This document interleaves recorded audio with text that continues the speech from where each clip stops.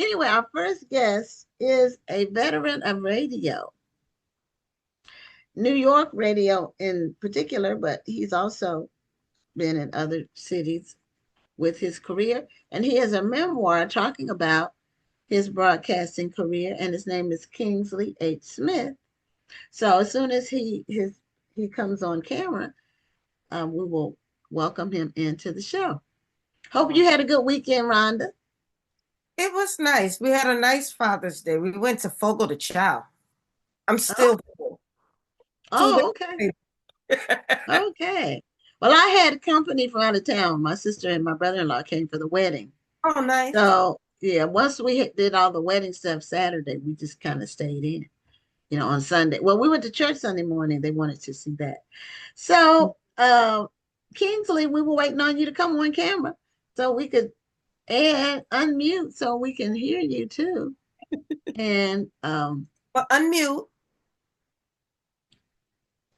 oh, Can you hear me? did you have to push a button somewhere in another room, or we can hear you now? Okay, and you don't see me on camera? Yes, With you? Oh, we okay. see you. Okay, We saw you, but we couldn't hear you. oh, okay, we're good to go. Okay, this isn't radio. I know, unfortunately. So anyway, welcome to Black Authors Matter TV. Thank you, and hello to you, Gwen, and hello, Rhonda. And here's the book. It is Powerhouse Radio, Rough Roads, Radiance, and Rebirth, my true AM/FM satellite and audio streaming survival story. And I'll tell you, there are no co-writers, no ghost writers, no AI. It was Okay. all done by me. Okay. Yeah, you have to include everything now. Yeah, some well, people it was.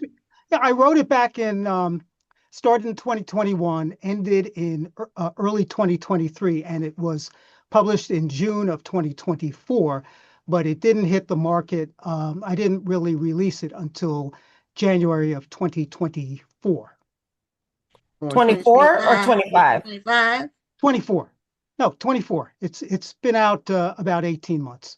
Oh, it's been out about Oh, 18 months. okay, okay. When you were doing the timeline, I got confused about that. So, but Sorry anyway, about so that. it's been out about 18 months, and it is your memoir It is. about your career and in broadcasting. And so, where does the book start in terms of your life? Do you start by saying I was a little boy in whatever town, or do you start when your career starts?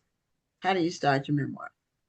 There's a little bit of that, and there's a lot of that. Actually, I would segment the book in three particular sections, focusing on three different experiences in three different cities. But I actually include it all. But let me tell you a quick story, though, about a lady who's very close to my heart, and that is my mother. She came to the United States of America in 1945, and she had a degree from the Pittman School of Stenography out of London.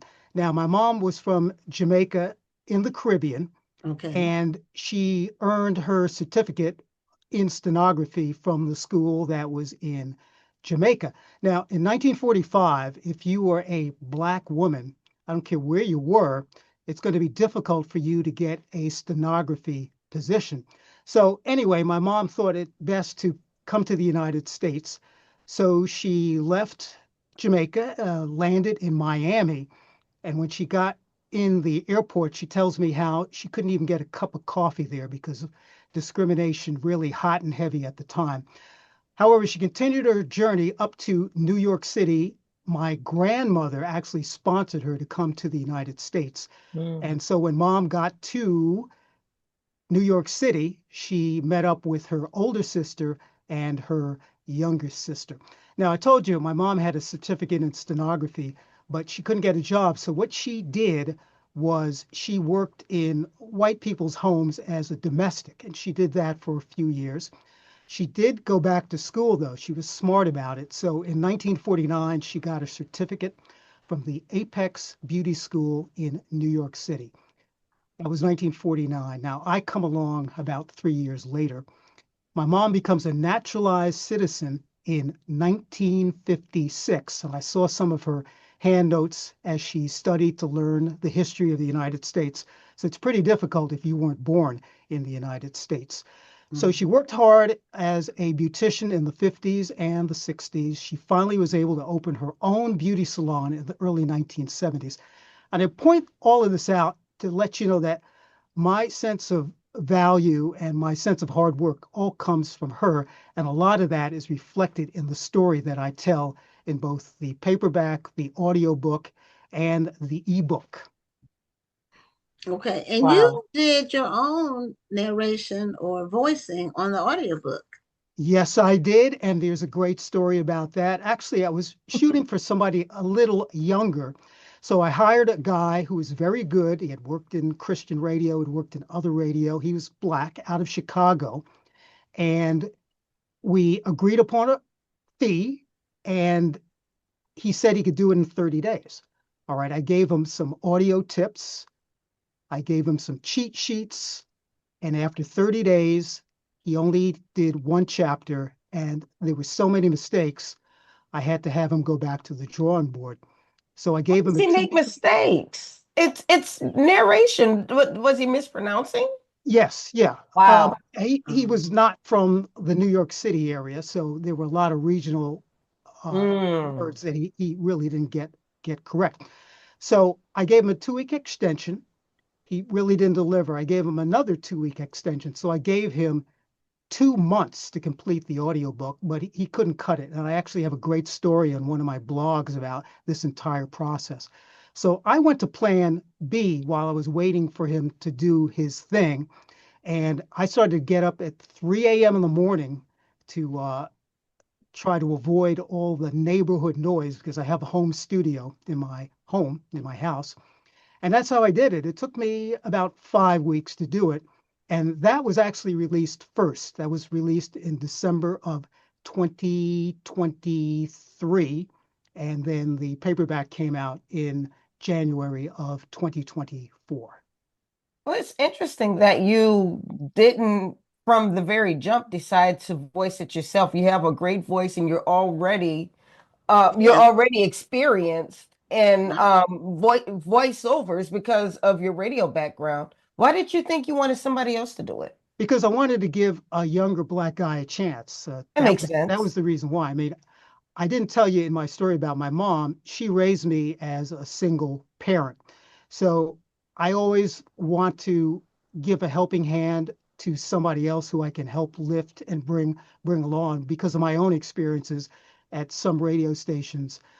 There was famous DJ Eddie OJ out of Cleveland. As a matter of fact, he gave the OJs their name, Eddie Right. OJ. So I've heard of him. Oh, okay, I've yes. heard of him.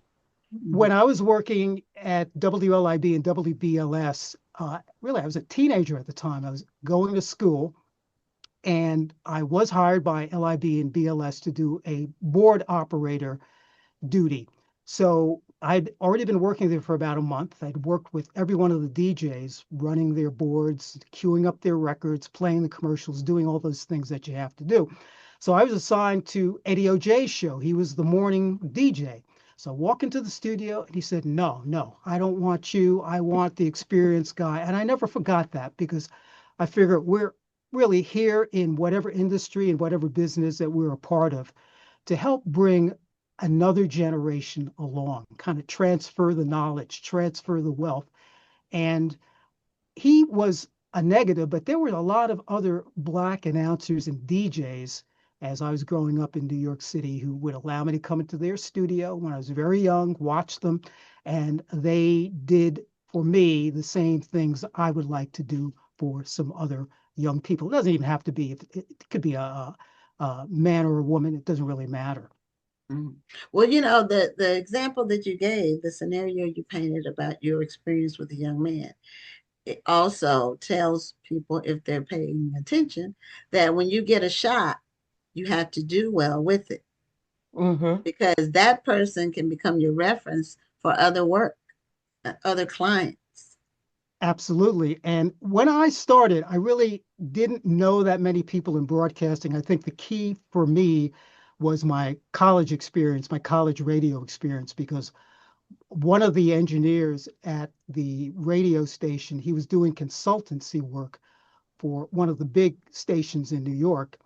And when an opening came up, I was 19 years old at the time. I got fired at that job after a year for not paying as much attention to some of the details that I should have been. But that's how I got my first job. Then after that, it was on to WLIB and WBLS.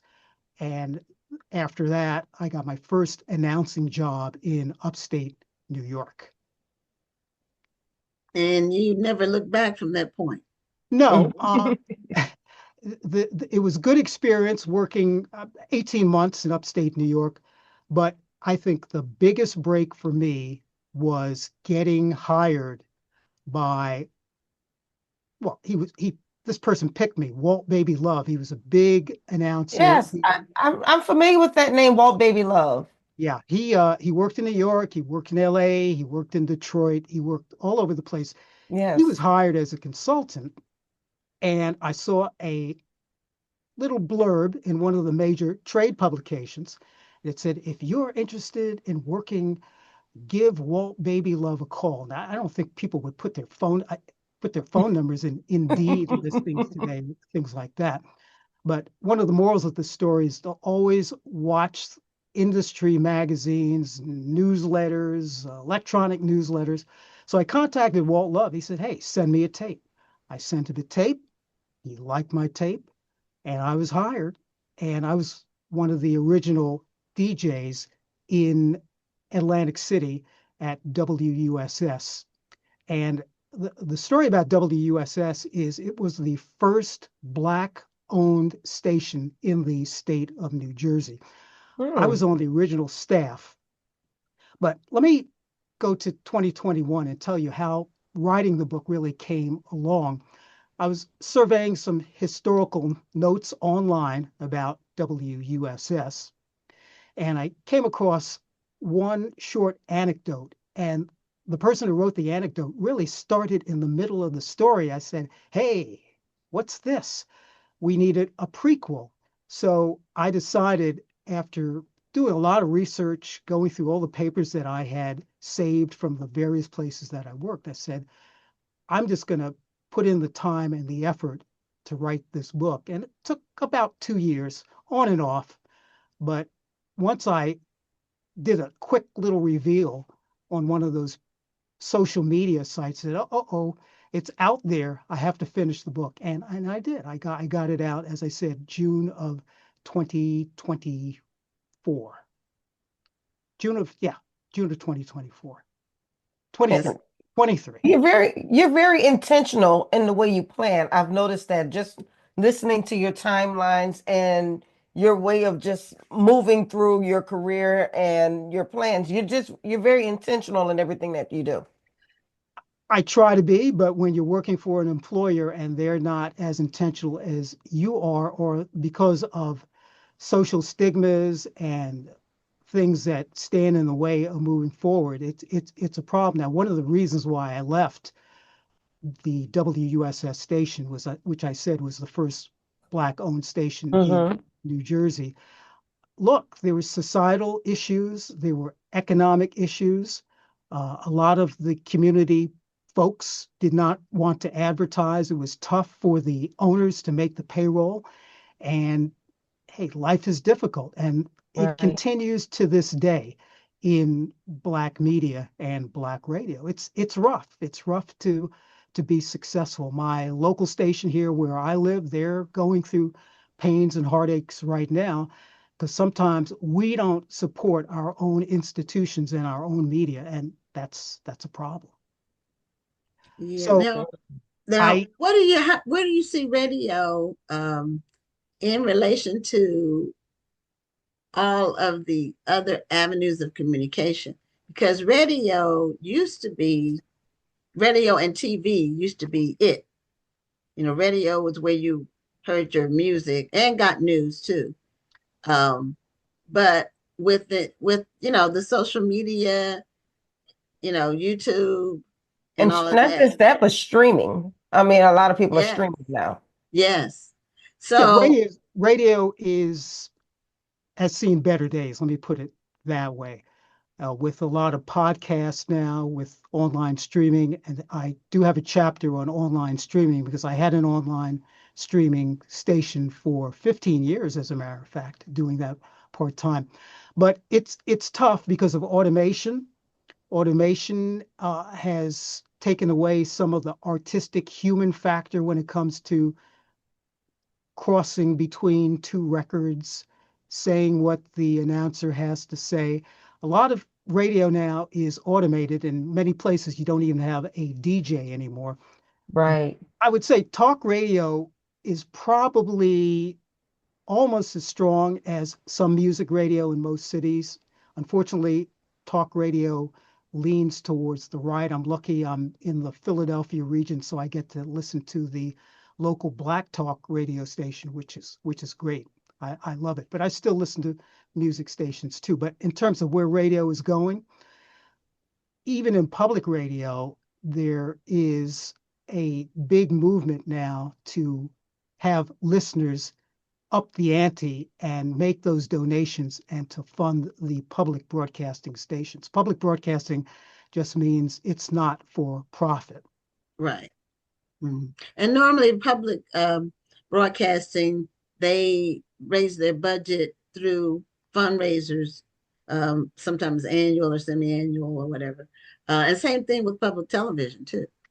They Yeah, have and campaigns. as we know, there's a thought in the current administration to totally defund public broadcasting. Now, Right.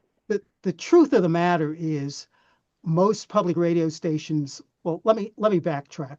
Let me just mention NPR because that was the final step in my career journey. I worked for NPR, the network in Washington, D.C. I was there 17 and a half years. But NPR only gets about 1%, 2% of its budget from the federal government. It's really small. And I believe if public television and public radio are defunded, I think people are going to step up to the mic and up their percentage. Usually it's around 10%. Some stations it's a little bit more than 10%. But public radio came around early on. Actually, you can even go back to the Civil War when land grant universities were created. And it was these land grant universities, especially in the middle of the country, they are the ones that got the FCC licenses.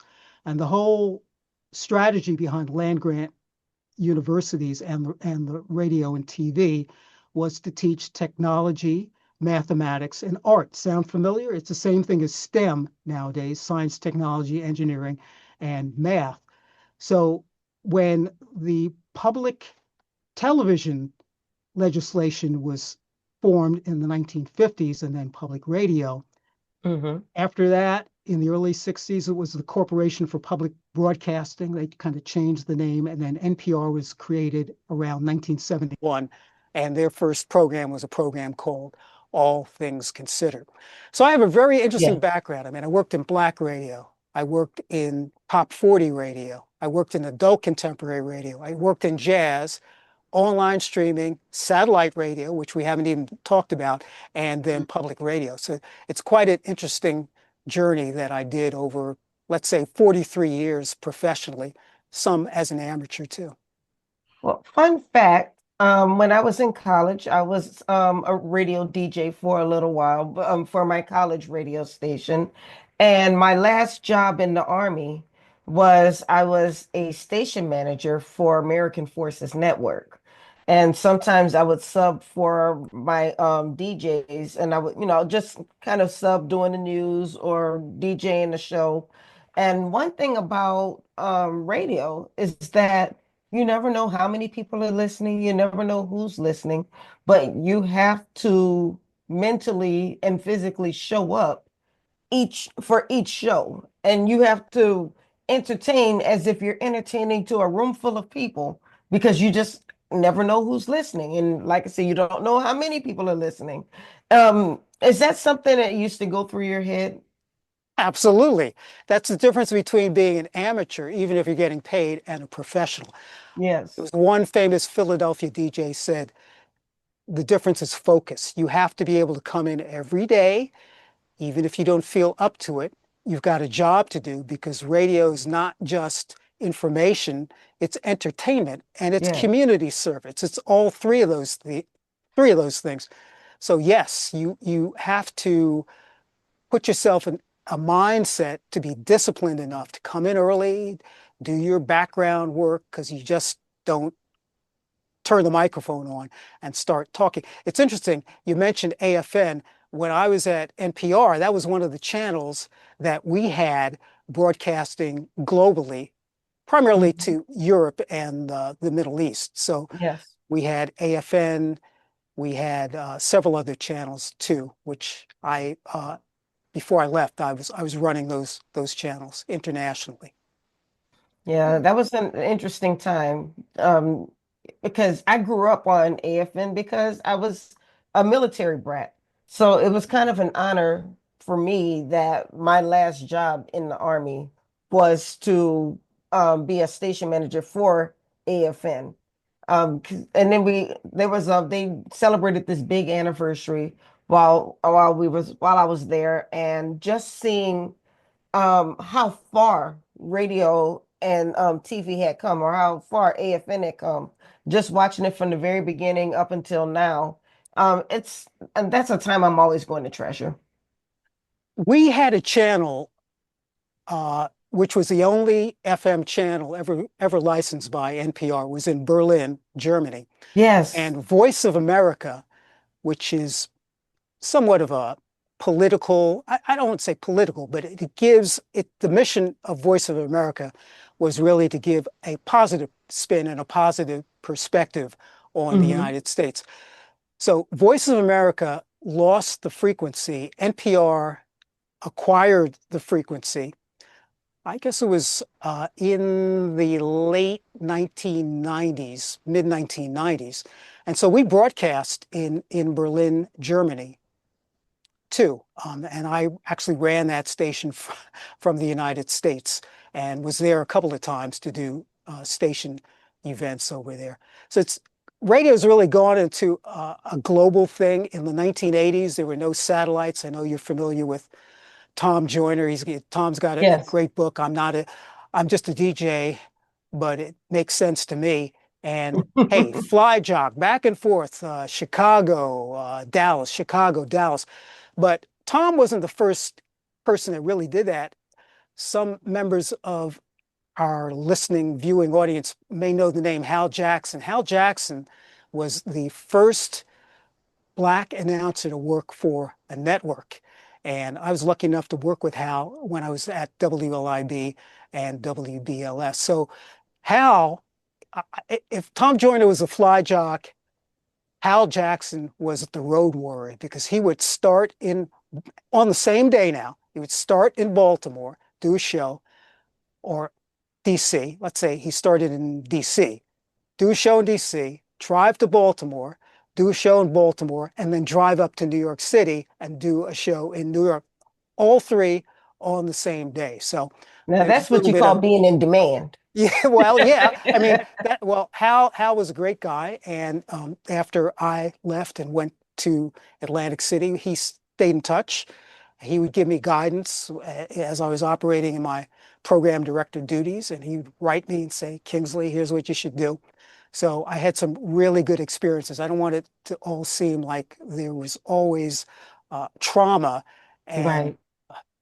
issues every place I worked, but every place I worked, there was something that was really uh, monumental. But I have to say, WUSS, 1974 to 1977, knowing those four black owners, knowing what they were trying to do to bring to the community, it was tough. I mean, there was a day when I was there at the station.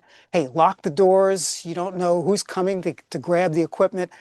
I'm not the only person that tells that kind of a story. You see that kind of come up in a lot of smaller stations Mhm. because of it's expensive to do it and to do it well.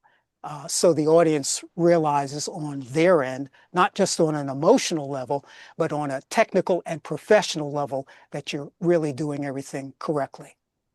Well, I know we're coming toward the end. I'm sorry, Gwen, were you about to ask something?